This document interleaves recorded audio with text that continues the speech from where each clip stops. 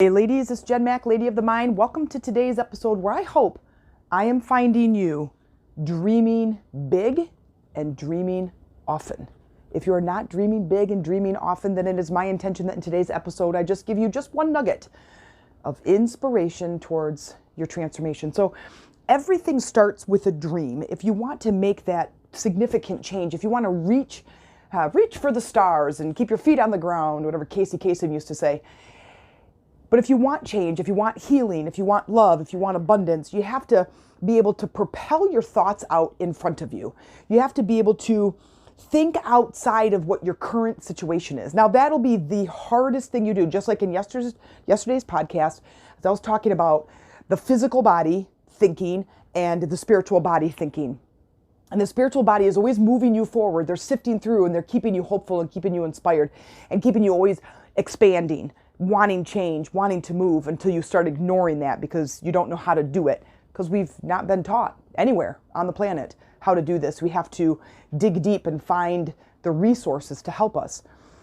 But if you are sunk in and highly attached, meaning that it's the majority who has the authority, is your physical body, because we are anchored in the physical, I get that. But if you are letting your physical body run the programming, run the constant chatter in your mind, and you're not paying attention to the other part, the bigger part, actually, the part that moves you forward. If you're not propelling your thoughts forward, you're on repeat, you're on autopilot. So here's what I want to challenge and invite you to do today is I want you to take that area that you just want to have improvement. You just want more money, a better job, a better love life, deeper connections, better health.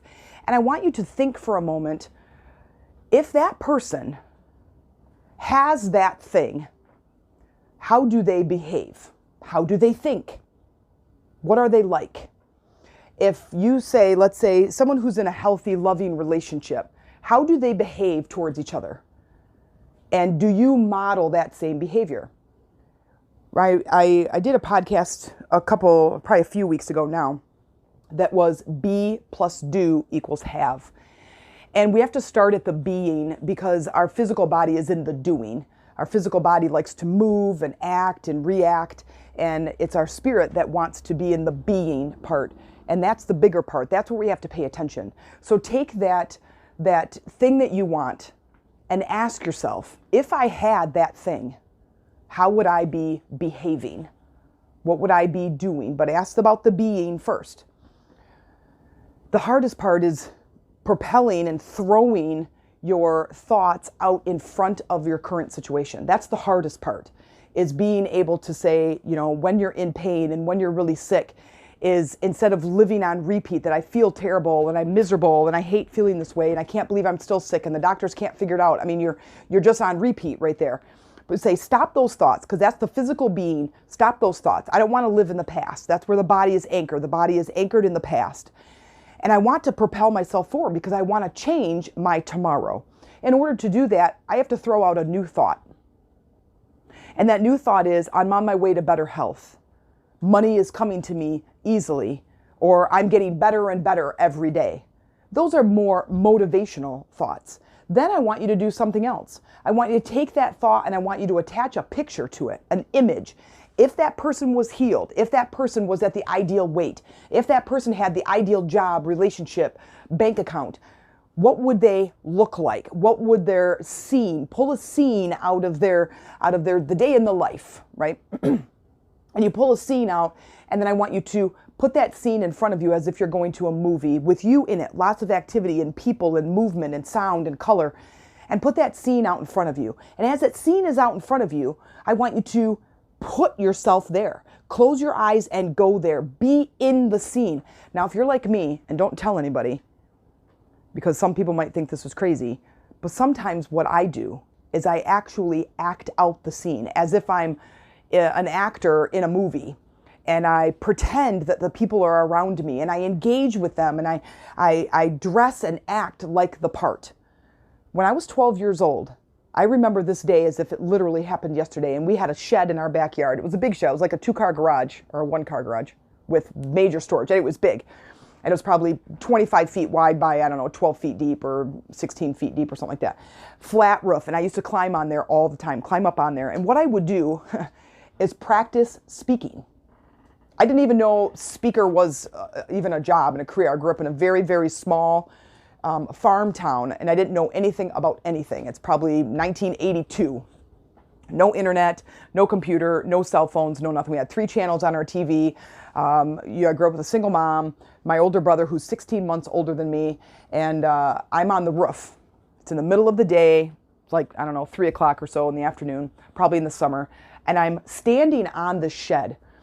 And all around me, in front of me, is acres upon acres upon acres of corn. To my right is acres upon acres of corn, as far as I can see. And there's a light breeze. And this light breeze is creating the murmur of the audience. And I'm standing on this shed, probably 10 feet above this audience. And I'm talking about my life. I'm telling stories about money. I'm telling stories about school and friendship and what I did in gym class that day and the test I have tomorrow. Whatever. I don't know what I was even talking about. That part I don't remember. And I'm walking and I'm walking back and I'm engaging with the audience and I'm listening and I'm thinking and I'm talking and I'm throwing my voice out there and I'm looking to the back of the room, right? And I'm imagining, I'm visualizing. And where am I today? Now I'm standing in my kitchen, pacing between my living room and my kitchen. My dogs are up and moving around. I'm about to go live on my Chakras for Beginners page for day 3, where we talk about rituals, and we're actually going to be talking about how we use our words and our thoughts and our visualization and go out into the future, where we start living out there instead of in the current reality. The current reality that you're living is your past reality that has caught up with you. Your physical body is in the past. In order to make change, we have to propel ourselves out in the future. So when I am 12 years old and I'm talking, speaking, quote unquote, and I'm speaking to this audience, I am practicing my future. And where am I now? I've been a public speaker for 10 years. I have been paid, the most I've been paid as a keynote speaker, which by the way is a very low amount for a keynote, is $5,000.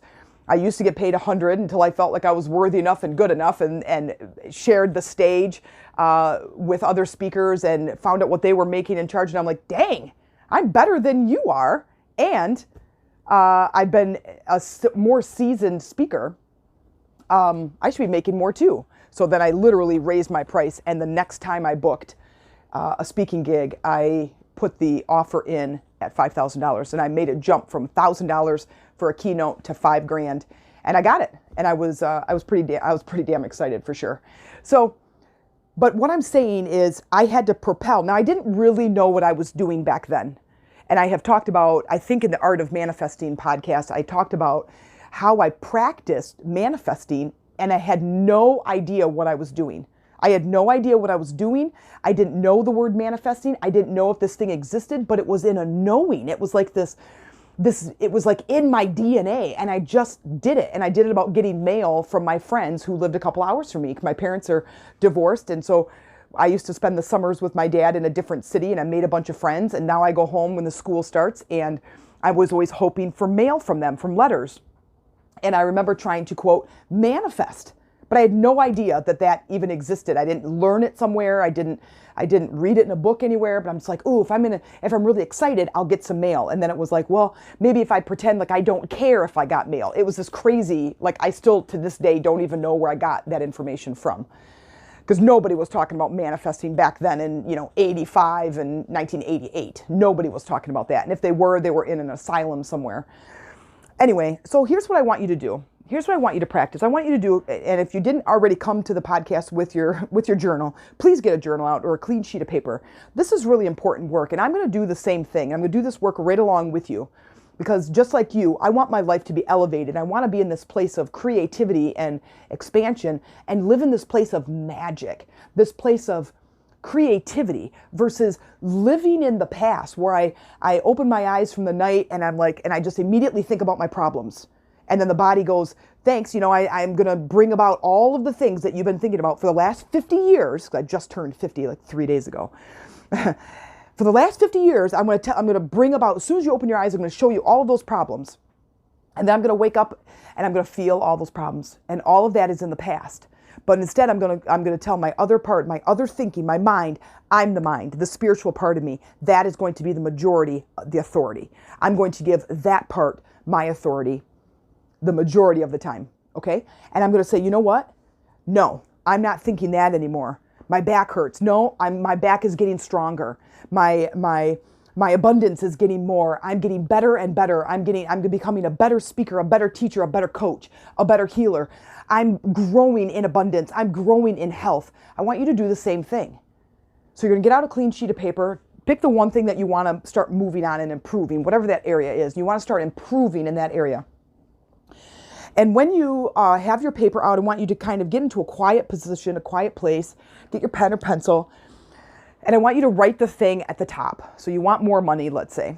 And then I want you to write all of the ways that somebody who has more money, a lot more money, more abundance, someone who's living in abundance, I want you to write all of their beliefs down. I want you to write all of their behavior down, everything that you can just dump on this page. You might write 20 things, you might write 10, you might write 100, whatever you got, start somewhere. And if you don't have any idea of what abundance feels like because you've never experienced it, go get a book. Go find a book of somebody who is abundant, who wrote a book, an autobiography or biography, and find out how they felt. Start hearing and reading about their story. Go find a YouTube video about Oprah's story or any other singer, songwriter, actor who went from nothing to great prosperity. And I want you to hear their story and start picking up the cues about how they felt. What things they did, what things they stopped doing. Because here's the thing. When we want that change, we want to lose weight, we want to get better at something, we want to bring in the love of our life. Here's what we need to do. We need to focus on the change. We need to focus there, not on how do I go out into the physical world and bring and force and manipulate that thing into my life. We have to focus on who do I have to become who has that thing. Perfect example, when I was teaching, I was a personal trainer and ran a boot camp, an outdoor boot camp class. And I had this one woman in class and she's like, we did a weigh-in and measurements once a month. And we did weigh-ins every week and we did measurements once a month. Anyway, and so this girl gets on the scale, this lady gets on the scale and she's like, how come I can't just drink beer, eat burgers and ice cream and maintain my weight? And I said to her, because that's not what healthy people do. And she hated that response, of course, just like anybody. She hated that response because here's the thing. When you're healthy, the stuff that you put into your body should be of the utmost care. The stuff that you put in your body should be of the utmost care because people who are healthy care about one thing. They care about their health because health is happiness. When I feel good, I'm happy. I have energy. I have vitality. I'm in a good mood. Right? Now, those things are dependent, but I choose that. I choose health over anything else. That is my absolute priority. If I didn't have health, I couldn't be doing a podcast. Or if I could, it's not going to be very good. If I didn't have health, I wouldn't be running my family. If I didn't have health, I wouldn't travel. If I didn't have health, I wouldn't have a loving, supportive relationship. I wouldn't have those things. So I have to think about the change. That's the foundation. Who do I have to become? Where do I need to change? What thoughts do I have that are preventing me from getting the health or the happiness or the love? I can't go out into the world and say relationships are hard work. All the men or all the women are taken. This, slim pickings and the world is just a dumping ground for people who are unhealthy and neurotic, right? I can't go out into the world and say that and then at the same breath attract the love of my life. So what we have to do is we have to figure out who we have to become.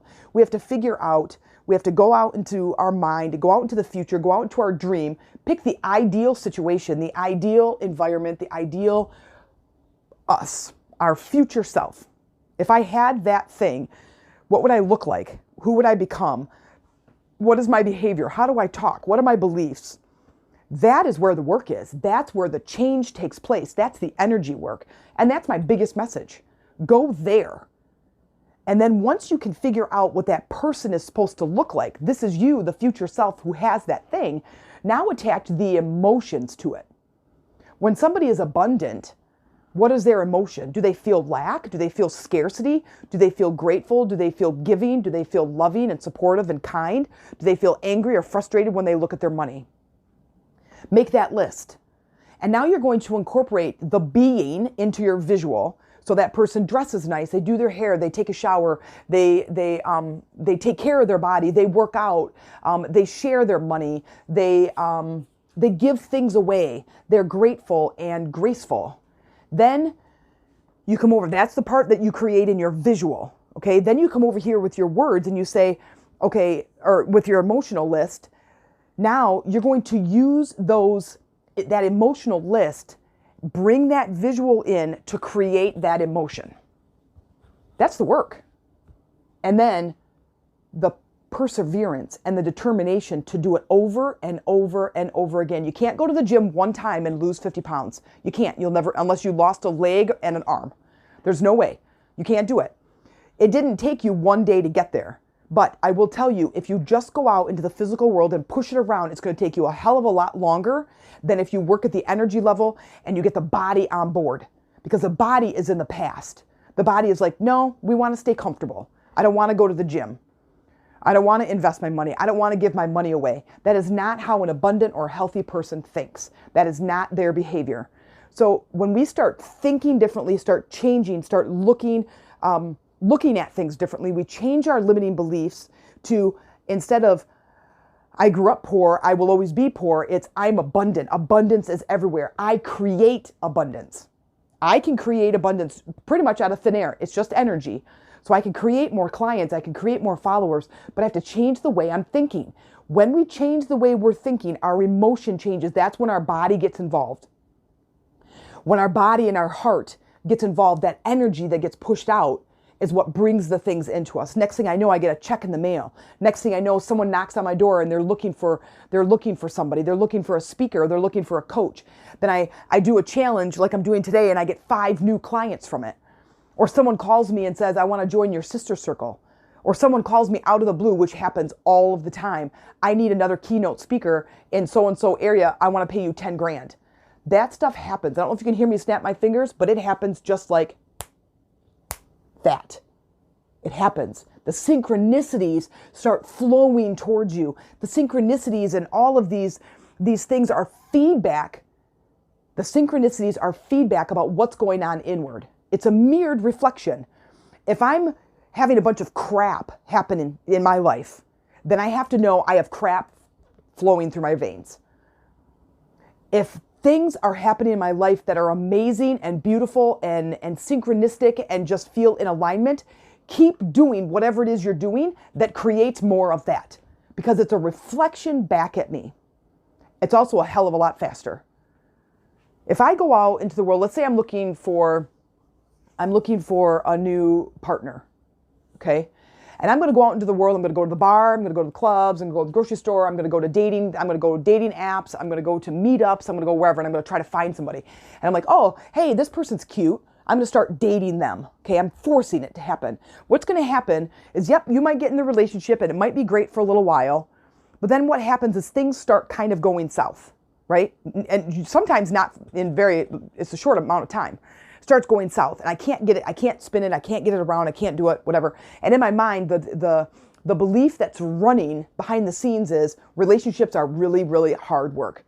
But then the body goes, I don't want to do anything that's really hard work. I don't want to. So now this thing that requires all of my effort and all of my time and all of my mental energy, I now don't want to do. Then the relationship fails. I will tell you this. This was one of my starter phrases when I used to do a talk about creating great relationships, is people tell you that relationships are hard work. Then I tell you, you're doing it wrong. I still hear that today. I hear famous coaches and speakers all across the nation telling me that relationships are hard work. My relationship with Amy is absolutely 100% amazing. 100% amazing. But I tell you this, it's not because we put in so much effort and hard work. And people say, well, relationships are sacrifice. You know, my relationship with Amy is amazing, but it's because we are 2 people who have become women who want a happy, amazing, supportive relationship. So we have become the people that have that. I went through a bunch of crappy relationships, one after the other, well, they're not that many. There aren't that many. But I went after a couple of relationships, and every single time I learned something really valuable and really important, and I swore not to repeat that mistake. So then when I would get into another relationship with someone else, I didn't bring that mistake. My radar as I went out into the world was like, okay, don't date a person that does that, because that was awful last time. And I made sure not to do that. It took me a while to learn, but then I had to become a different person. I had to change my personality. I just talked about it yesterday in yesterday's podcast. If I want to change my personal reality, I have to change my personality. And if you don't have no idea what I'm talking about, go to yesterday's podcast where it says living your future self, and you can learn what I mean about personality, the things that are permanent or impermanent. So you have a little bit of homework. I hope you will join me. I hope you will join me on a sister call. I hope you will join our Lady Rising Facebook group. I hope you will join my challenge and hang out. If you want to hire me, you can, and I can teach you this, customize this for you. It's amazing work, and I look forward to working with you at some level, wherever you can come in and get this information, because nobody is teaching it. Nobody is teaching it like this. And I just hope that you do the work, you do these exercises, because it's going to broaden your awareness and it's going to help you to make the shift to living your dream life. If you liked this episode and you look forward to future episodes and are really looking for a community to help support you with implementing the tools that we're talking about in this podcast, please consider joining our online sister community called Lady Rising on Facebook, where we focus on that spiritual support and connection, just like in today's episode. I hope you'll join us. Go to Facebook, type in Lady Rising, and tell me you came in through the podcast.